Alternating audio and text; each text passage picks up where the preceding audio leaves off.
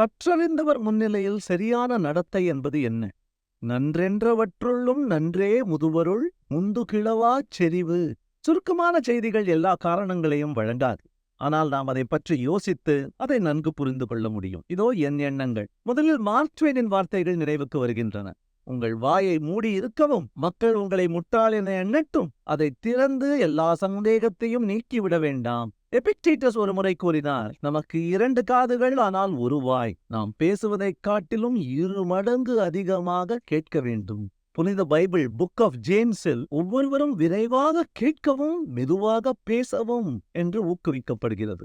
மேலும் லிசன் என்ற சொல்லின் எழுத்துக்களை பாருங்கள். சைலண்ட் அதற்குள் உட்கார்ந்திருக்கிறதா? ஆக மார்க் ட்வெயினை படியுங்கள், எபிக்டீட்டஸை படியுங்கள், புனித பைபிளை பின்பற்றுங்கள், மொழியியல் பகுப்பாய்வு செய்யுங்கள், அல்லது இந்த தாடிக்கார மகானை பின்பற்றுங்கள்.